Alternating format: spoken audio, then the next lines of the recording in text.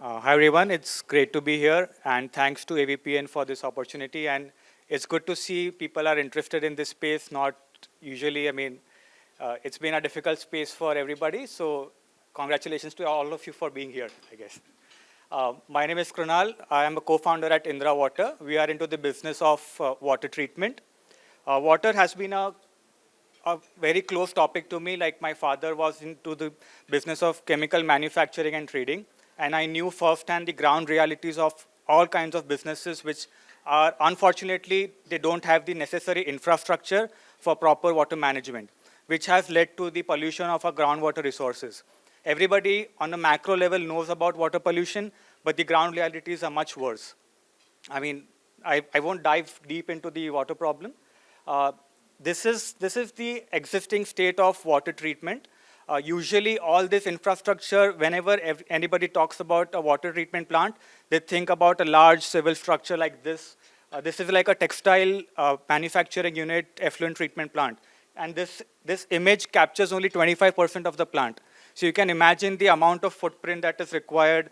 They are basically run on chemicals, like people add chemicals to treat chemicals. Like I was like, what? Doesn't make sense. So that's where, as an engineer, like I did my master's at University of Washington in Seattle, and one of the problem statement was dealing with water management, which is where having a fresh perspective, uh, we thought of an outside-in approach of doing treatment through electricity. Electricity is readily available. We directly supply electricity to our reactors, which kind of destabilizes the pollutants and does the treatment instantaneously. This is one of our units which is deployed at Godavari Biorefineries Limited. It treats about 75,000 liters per day of sewage effluent. Our entire model is on decentralized approach. Rather than having a centralized location where you pump all the effluent and treat it, you decentralize and segregate and install such modules at multiple locations so that you, first of all, offset the demand on the central systems, as well as you can treat and reuse that water at point of source.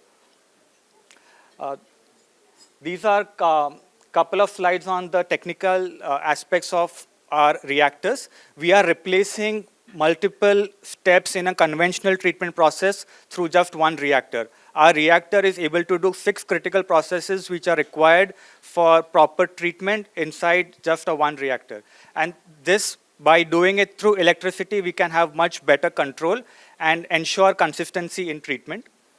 Our solutions are scalable, meaning we have developed modules like the reactors that you see here. Based on the treatment capacities that you require, you can directly stack and add modules. Like this is a reactor which is based on a battery pack concept. So if you have a very high polluting water, you just stack up multiple battery packs. Or if you want to increase the flow capacity, today you are generating maybe 1 lakh liter per day. Tomorrow your production increases and you are generating 2 lakh liters per day of wastewater. You just multiply these modules. And many a times what happens is production processes change, the formulations change, so the effluent nature by itself changes. So our reactors are customizable and easily interchangeable based on the requirements. We are also deploying our solution through the smart platform, wherein you can completely automate the entire treatment plant. This is how we work. Typically, whenever we are engaging with any new customer or a new wastewater, we ask them to send samples to our laboratory. We do a feasibility analysis. We then deploy a demo unit to the site. Recently, one of our demo units has been installed at Unilever in Indonesia, where they are doing regular trials and validating the concept. Once that is proven and the economics are understood, then we deploy the full-scale solution. Yeah, presently we are deploying in sewage treatment plant, effluent treatment plant, and water treatment plants. In the interest of time, I'll just skip through quickly, and maybe later on we can connect and discuss in detail. If the pointer not, I guess the battery is dead. Oh, okay, fine. So this is how we have operated. Typically, originally we used to sell our entire treatment plants, but now we have realized that many of the companies have already existing water treatment infrastructure. So we are just plugging in our primary treatment module, which is the core technology that we have developed. We just plug and play to the existing setup so that you don't have to discard your existing asset, and you can enhance the performance and meet the compliance requirement of your treatment plant. Yeah, I guess there's a lag on the, yeah. These are our recently deployed projects. On the top, there are the two plants that you see are deployed in a textile manufacturing company. This is deployed at a food manufacturing company. So this is how a process looks like. Like before entering to a reactor, that's the wastewater.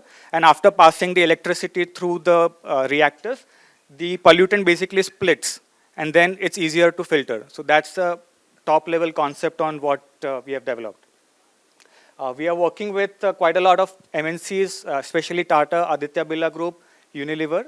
And our engagements up to now, we have deployed up to 1 MLD of treatment plants, and we are on course of deploying 7 MLD in this financial year.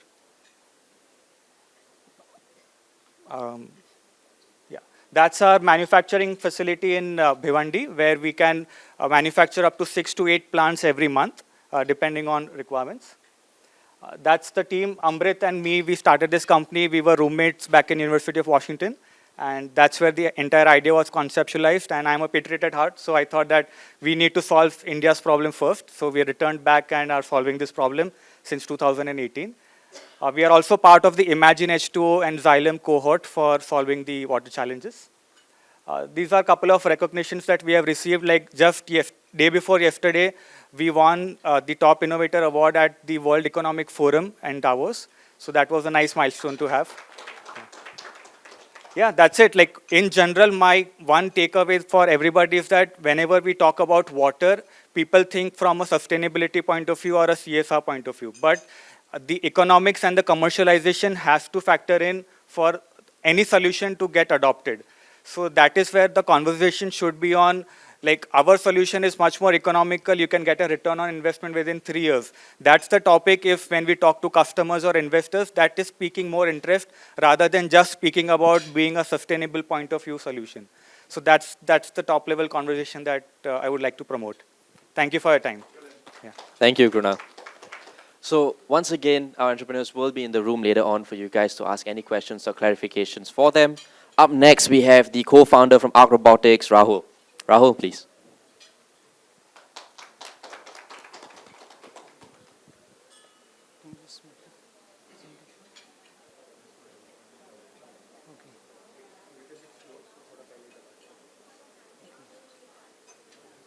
Okay, it's a pleasure to be amongst all of you. Thank you very much, AVPN, for this particular opportunity.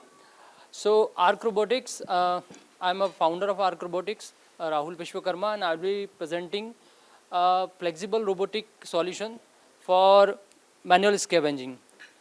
So,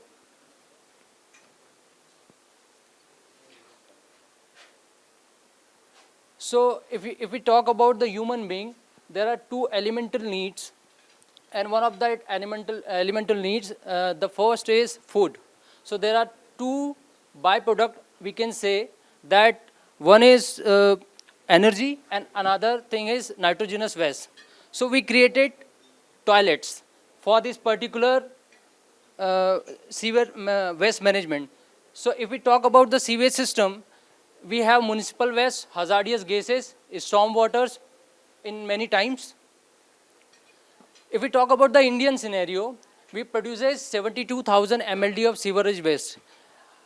And for that particular purpose and treatment, we have 1,469 STP plants for this particular sewerage treatment. So if we talk about the continuous and flowless working of the sewerage treatment, a continuous management and maintenance is required. Also, there must be some identification of cracked sewer lines, faulty connection inside the sewer lines, clogging many times happens, and root intrusions among the sewer lines. There are certain solutions, including suction system, jetting systems, grabbers. But you know, if we look at the complex structure of the sewer, it is narrow at the top and wide at the bottom. So it is very difficult for a particular robotic solution or either any kind of mechanized solution to get into that particular sewer chamber and reach to the corners and inlet and outlet pipes.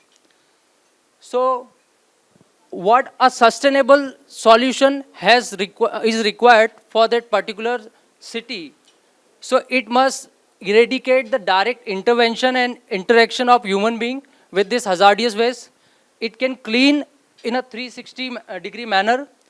We can have some resource and tools that can use to plan for the city cleaning processes and forecast where, how, and when a clogging would happen inside a city. So I am here to present a sustainable solution, that is CRATE. So this is a kind of robotic solution that we are creating. It contains a flexible robotic arm. You can see here, it can dive inside the sewer chamber like human beings. This flexible robotic arm has a 360 degree of maneuverability inside the sewerage chambers. It can dive inside this sewerage chamber as well as it can go inside inlet and outlet pipe as well.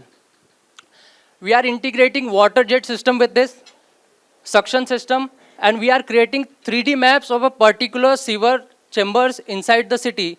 So when the next time the machine goes to the same location, it is very useful for the particular machine to identify the coordinates of inlet and outlet pipes. So if the clogging happens, it knows that what are the coordinates and where to approach.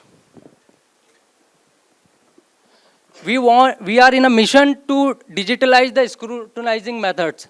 Means we want to share the data for city planning, country planning, for the sewerage systems, data monitoring, clogging forecasting, scheduling, and real-time work in progress.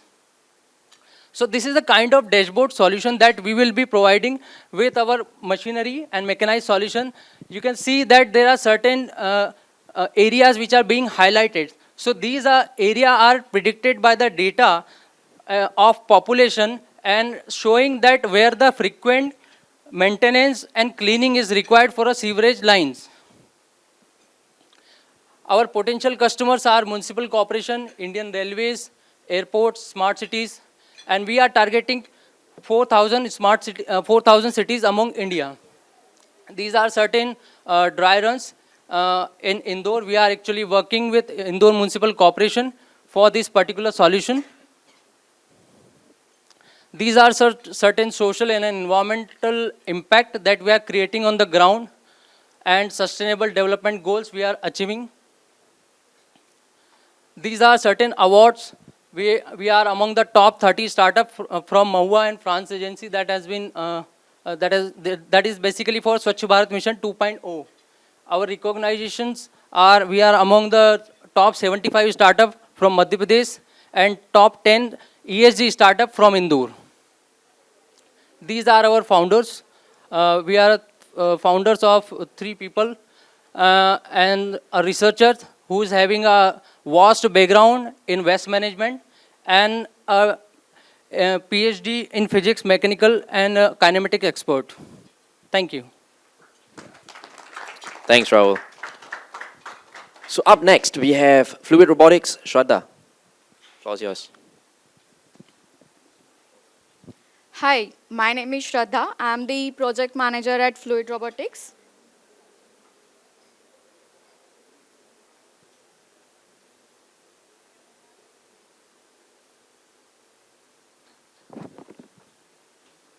Is it not working or what? Sorry, guys, slight technical error. Okay, there you go. Okay, that's. We are a water analytic company. We have formed our company to solve the urban water pollution.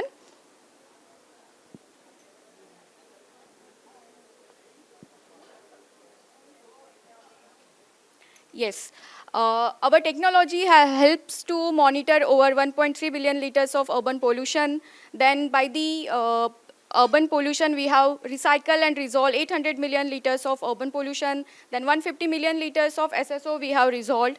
Over 12.5 million population we have monitored by the, those are suffering from infectious diseases. And the most important, 20,000 hours of manual scavenging we have prevented by the use of our technology.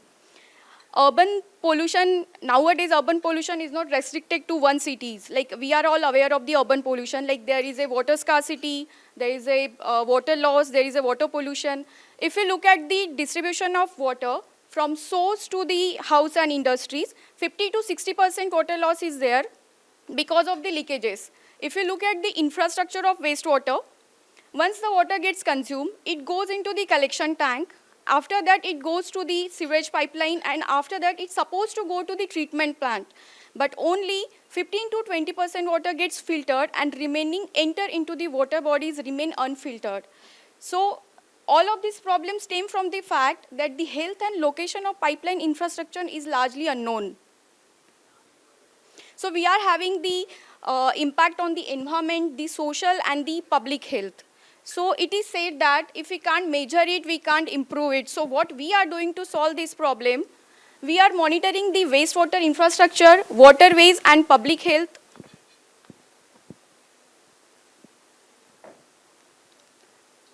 Okay, I missed one. Okay, so we have manufactured our own robots. Those we can deploy under the wastewater. So basically, we are doing the angiography of the pipeline. So we have a multi-diagnostic framework, right from the data collection to the analytics and then to the visualization. So firstly, when we deploy our robots, the underground, it collects the data that is necessary to understand the volume of the sewage, then the pipeline network, and then the quality of wastewater it is generating. So it helps the cities to understand the leaks and structural assessment and leak detection. If there are any blockages, by our information, they can easily find out without digging the underground structure. Yes, we also quantify the water pollution and give cities the concrete plan. With the help of that, they can sustainably intercept and divert the wastewater flow to the existing treatment plant. Because of this, because of this, our robotic system, more than 800 million liters a day wastewater is recycled by our customer with the use of network optimization approach. Yes, we are started off with a monitoring COVID-19, but now we have expanded it to the other infectious diseases like H1N1, hepatitis E, and hepatitis A viruses. Latter two are the water contaminated diseases.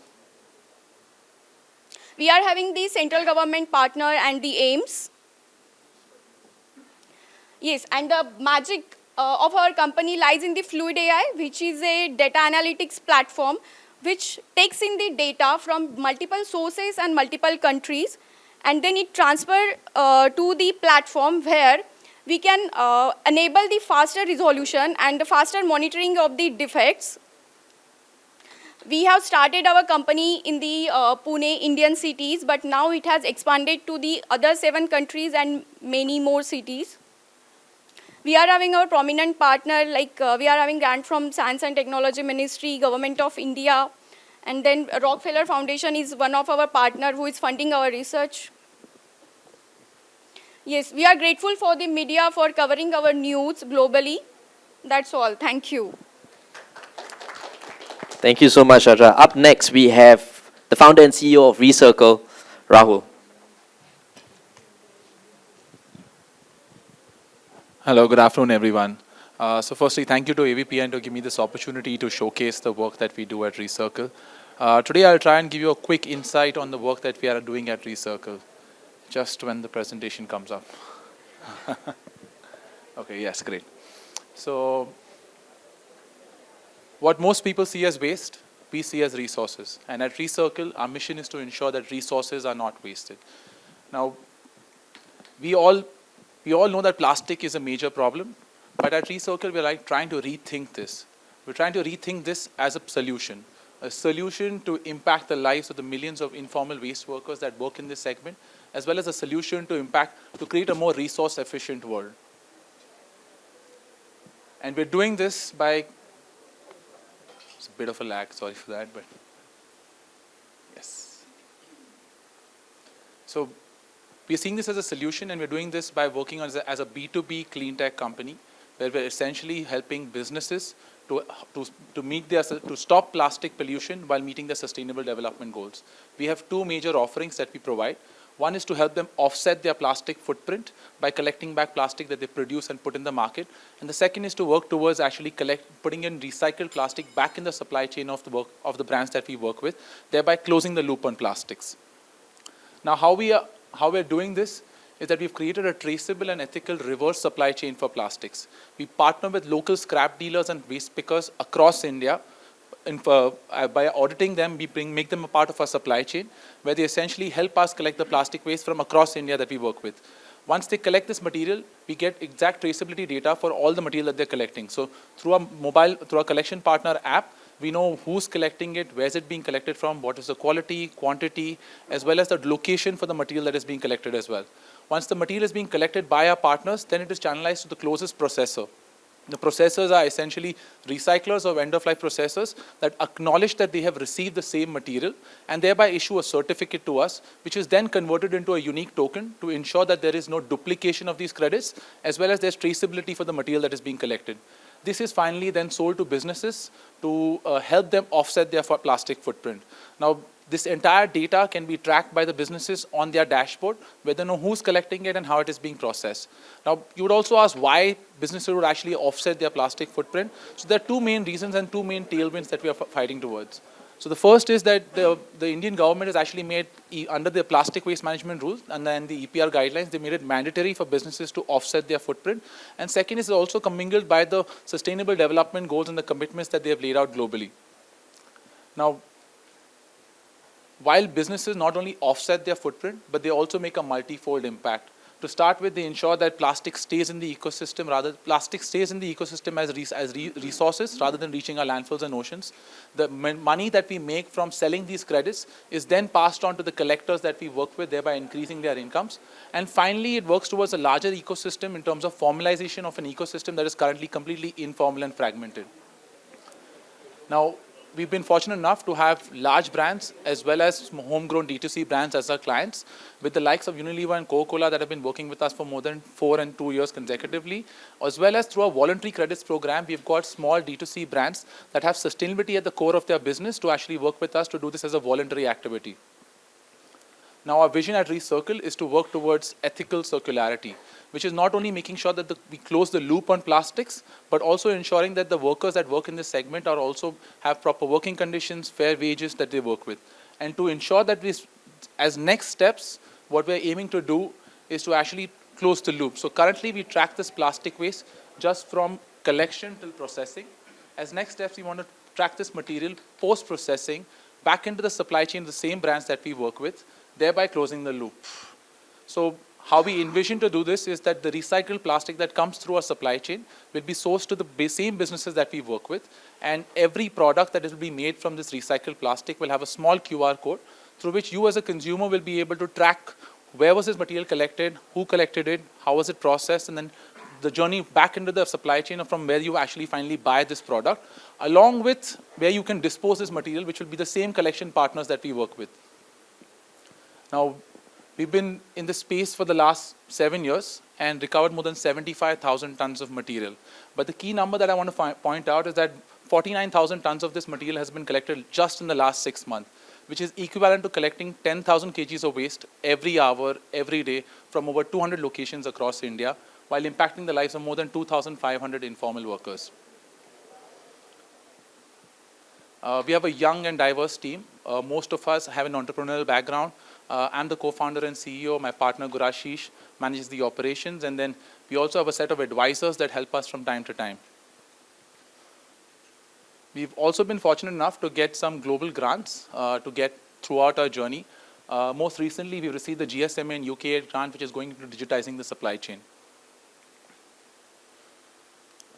While we are in the sustainable business, we are also making sure that sustainability, the business needs to be sustainable as well. So we've been cash flow positive while growing 100% year on year.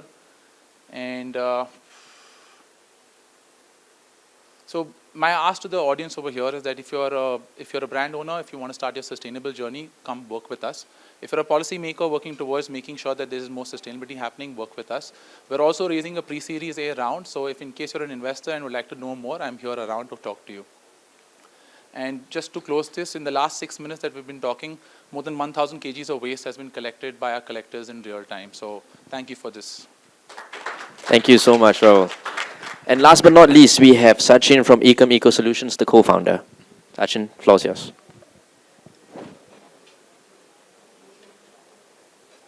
Good afternoon. I'm Sachin Joshi, representing Ecom Solutions. Thank you, AVPN, for giving us this great opportunity to present our work. The entire journey with Ecom since last 7, 8, 9 years has been a learning experience.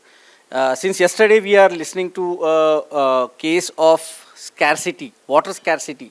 We are talking again and again about water scarcity, while our understanding about water has been that it is just like energy.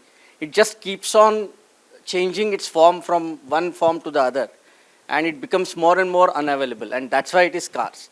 So the entire work what we wanted to do was about bringing that back into recirculation, bringing the water or saving the water from going down the drains. Okay, so let it change, I'll still continue.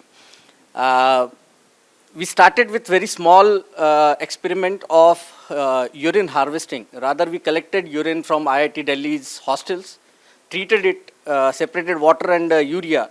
Urea went to the agricultural part, and the water went for gardening. But this kept on asking us for making it commercialized feasible solution, which needed an entire set of change in the building industry, the construction industry, which was a mammoth task. So we then went back to the drawing board, making it more feasible, creating a waterless urinal as the first step to save water. Waterless urinal, basically, it started with men's urinal, where we started with the stainless steel waterless urinal, which is adaptable to all the existing urinals. And then over a period of time, we understood that just doing that is not going to help us.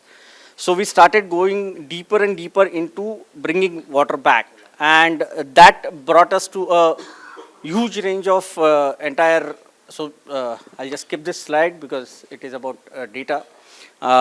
We are spread across India. Most of our customers are corporate customers, and because urinals are mainly present in the offices and commercial buildings, that brought us to a question that is this the only thing what we can do? And that brought us to another level of development of bacterial solutions for the entire sanitation range. It's not changing. Which covers right from housekeeping solutions, which are bacterial and enzymic, to the entire range of STP and septic tank treatment solutions. So over a period of time, we developed the entire range. I'm sorry, the slides are changing very slow.